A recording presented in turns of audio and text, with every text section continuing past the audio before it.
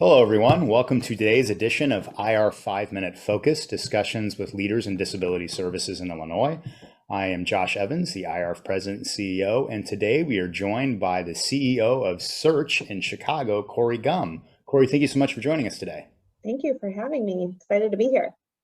So, Corey, as you know, and have probably seen from some of our previous editions, we've got three questions that are generally engineered towards anybody that watches learning more about Search and what you guys do, why you're crucial to the communities that you serve and support.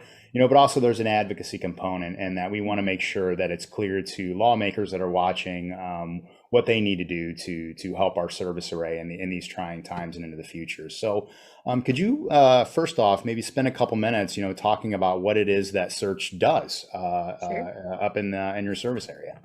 Sure, happy to. Search is an organization that provides comprehensive supports and services to adults with intellectual disabilities.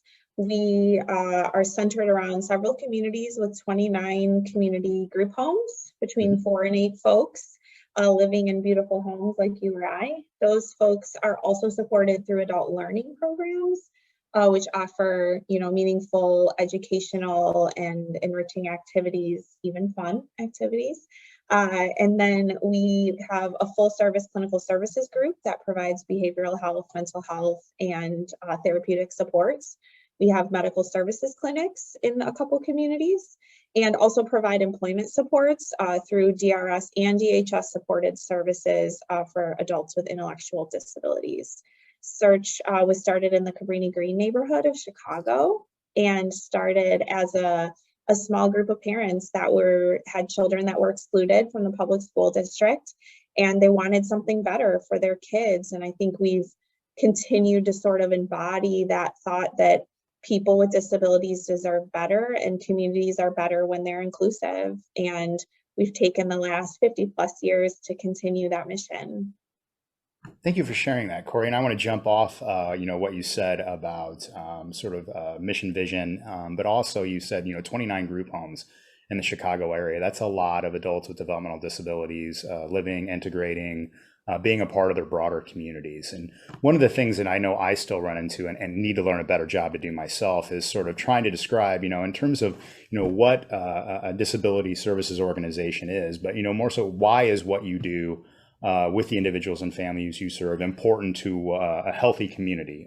What is it that is unique about what Search does in terms of services and supports that's important to maintaining a broader healthy community? Sure.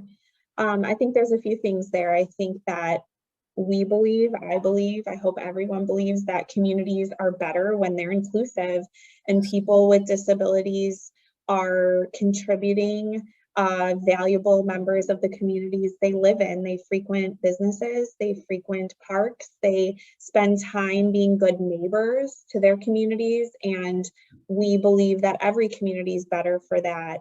I think, given our scale, we also are a leading employer in some of these communities, and it's important that we have the ability to continue to be a leading employer in some of our communities. And our employees are the heart and soul of what we do. We can't support people with disabilities until we have people to help provide that support.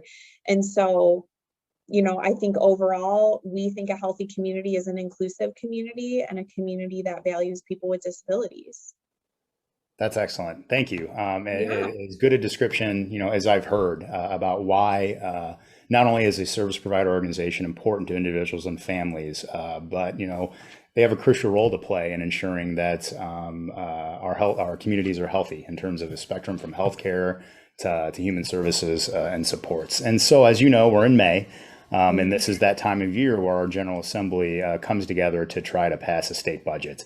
Organizations like Search, similarly situated ones throughout the state, are on contractual relationship with, say, the Department of Human Services. And so when the General Assembly, what it does with the budget is absolutely crucial to your organization's ability to continue to provide services and support. So what do you believe the General Assembly needs to do, especially with respect to the budget in these last closing weeks of session, to help advance the mission and vision of Search? Sure, sure. I think we know that everyone is coming out of an unprecedented, challenging Yes. year. I think search specifically and probably our broader community really had to get smaller, get closer, get more insular. And we did that around supporting the people who live with us. And in doing that, we had to face some really challenging decisions around our workforce. But now, as we've had some light at the end of the tunnel, we're starting to move into a post-pandemic environment, hopefully.